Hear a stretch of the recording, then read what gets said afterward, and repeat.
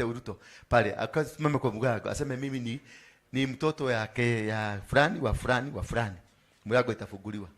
Sasa wewe enda huko State House, enda huko utanyoroswa na GSU mpaka ukose kuamini. Bwana Yesu asifiwe sana. So there is this lineage that you must trace back. Perhaps it is controlling your life. Perhaps it's creating the challenges that you have in life. Perhaps you are suffering not because you deserve to suffer, but because there is something that speaks over your life. Kulikuwa na uchawi. Kuna mistake ilifanywa na baba yangu. Kuna mistake ilifanywa na guka yangu. And that is a spiritual mistake. Mtu yote ameenda kwa muganga, amefanya spiritual mistake. Mtu yote ameruka kwa pastor huyu, akaenda kwa pastor huyu, kutoka kwa pastor huyu akaenda kusema huyu achana na hiyo pastor, hata ana anointing, that is a spiritual mistake. It will forever haunt you. Ukahama hapa kaongelea pastor mbaya. Kasema pastor huyo anakuaga, huyo pastor ni msharati, huyo pastor anaedaga. That is a spiritual mistake. You have no right. Leave them to God. If they are doing bad things, leave them to who? Do not touch the anointed of God. Whether they are anointed from God or they are anointed from wherever, leave them to God. You have no capacity. When you go attack them, you bring in a spiritual mistake that will haunt you, haunt your children, haunt you. It goes until to the 10th generation. Not 5. The iniquities and the sins of our parents goes to 5 generations. But when you commit a spiritual mistake, 10 generations. Bwana Yesu asifiwe sana. Are you getting me? Another problem that causes the spiritual mistake, it is for those men and women ambao tunarara na mangobe, tunarara na mabusi, having sex with animals. And also men sleeping with men. And the women having sex with women. That one attracts a spiritual mistake.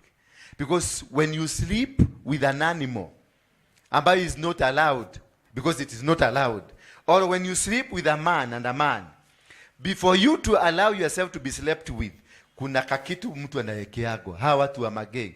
These people you see, they were not born gays.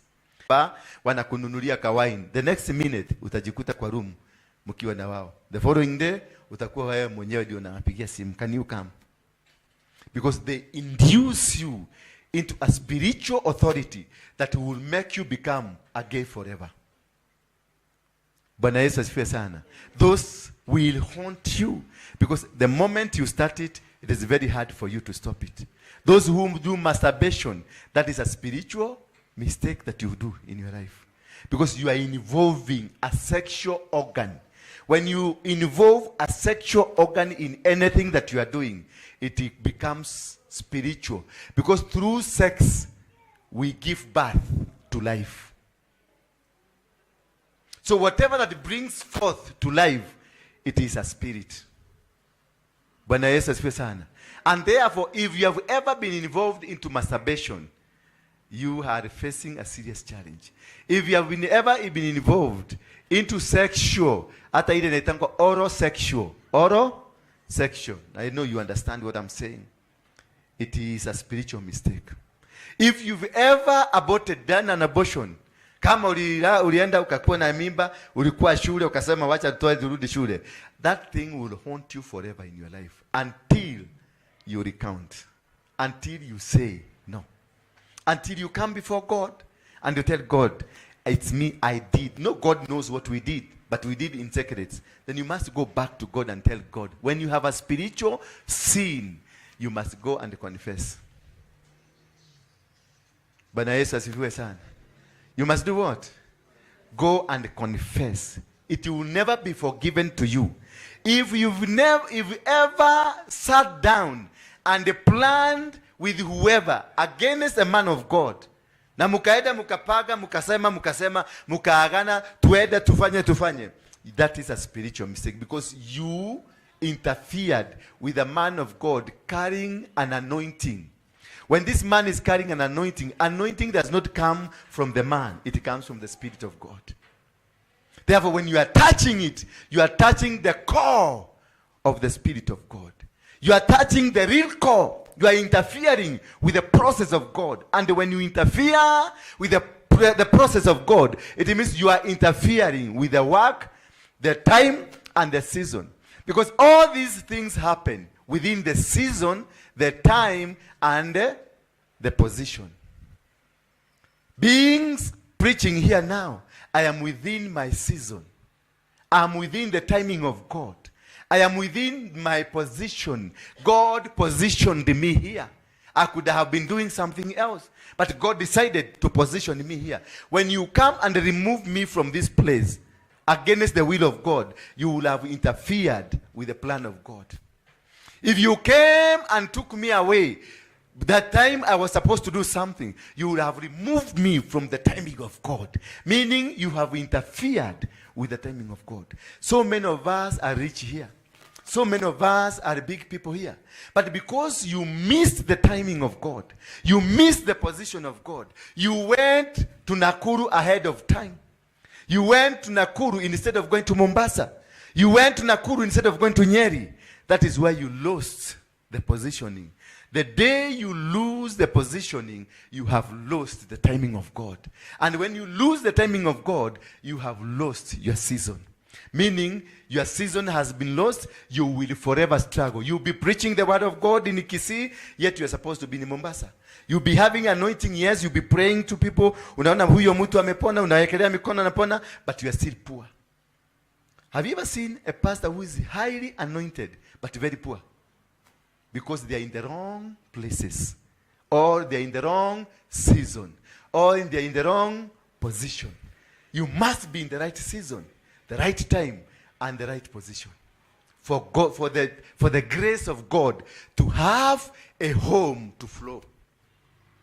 Bwana Yesu asifiwe sana. So you must be able to sit down.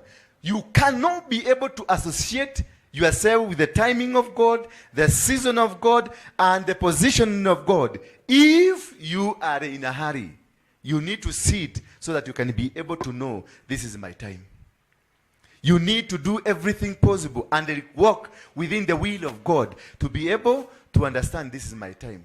Right now, people are suffering, not because they are supposed to suffer. People are doing business, not because this is a time for them. They could have done it. You see, you look at a person, unamwangalia kama mama kama huyu, unamkuta unamwambia nikopesha shilingi milioni 1 na kwake ni kufuri ya radi road imewekwa. Lakini hapa kwa barabara tunaona nini?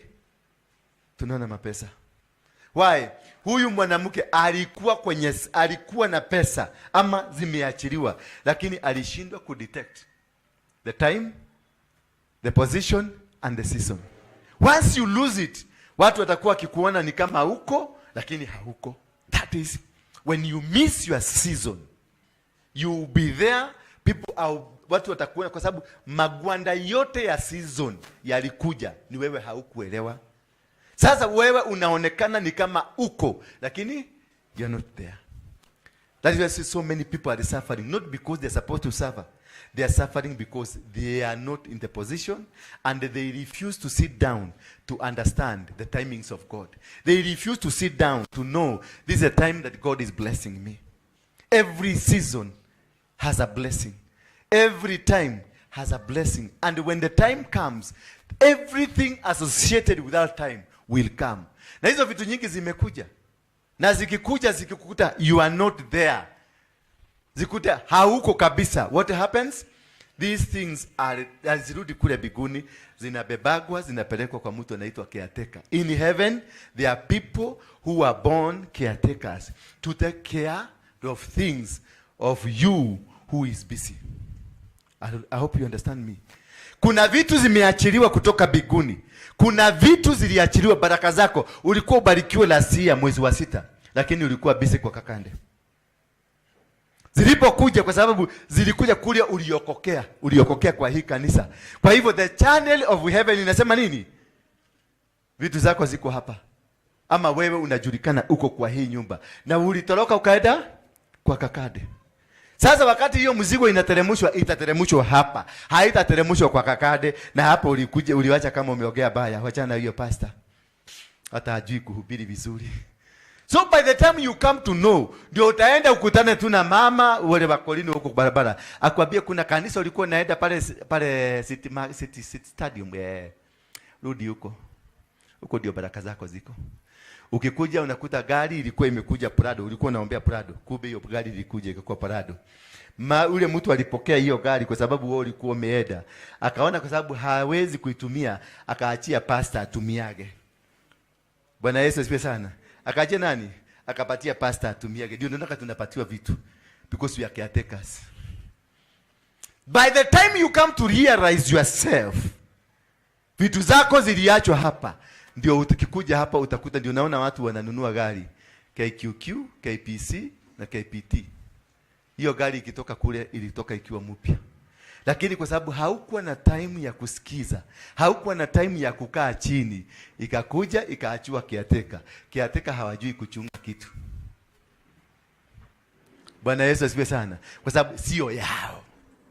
Kanisa, Mungu alikubariki na kanisa, lakini kwa sababu ya mihangaiko, kanisa iliteremuka ikaachua pasta mwingine. Ndio unasikia kanisa ilipasuka. Ndio unaona kuna wakora wanakuja kanisani because they don't want to be associated with the struggle. They want to come and take your numbers. Kuna watu wanakujaga, anachukua tu namba, anachukua namba yako, anachukua namba yao mwingine, anachukua namba yao mwingine, alafu anaenda kukupigia. Bwana asifiwe mtumishi, Bwana asifiwe. Nimeokoka, Yesu ni Bwana. Mimi tulikutana na wewe huko CFC, huko synagogue. Na nimekuwa nikikuombea na Mungu amenionyesha kuna baraka, kuna muujiza inakuja. Sasa kwa sababu mnajua mnapenda muujiza.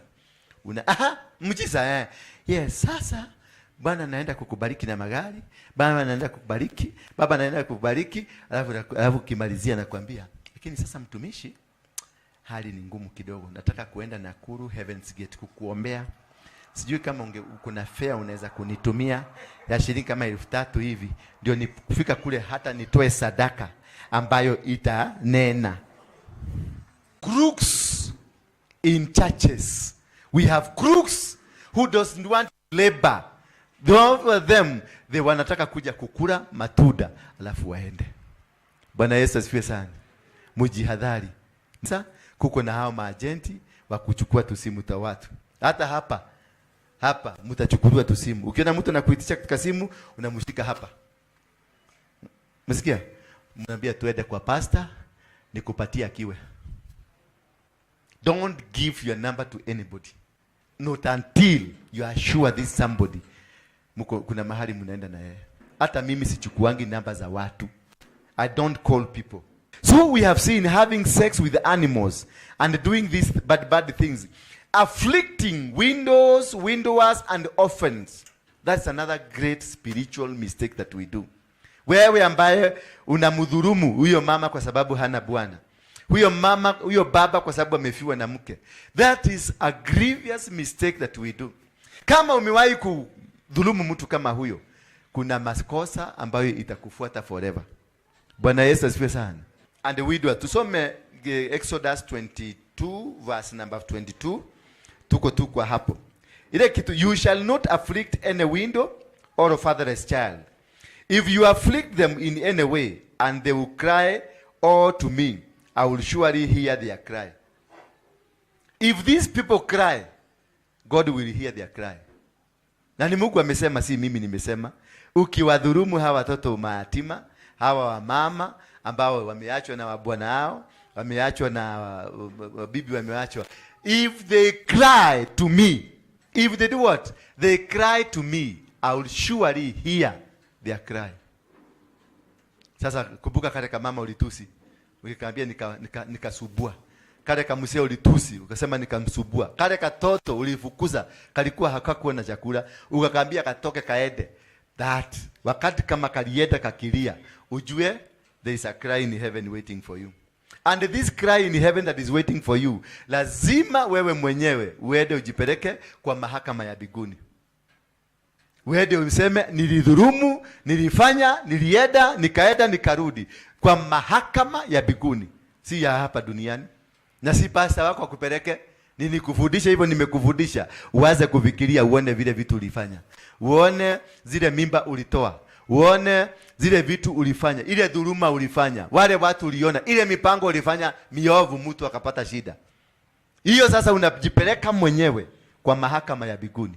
Hapo ndio prosecutor wa biguni na jaji watasimama waseme ameukama.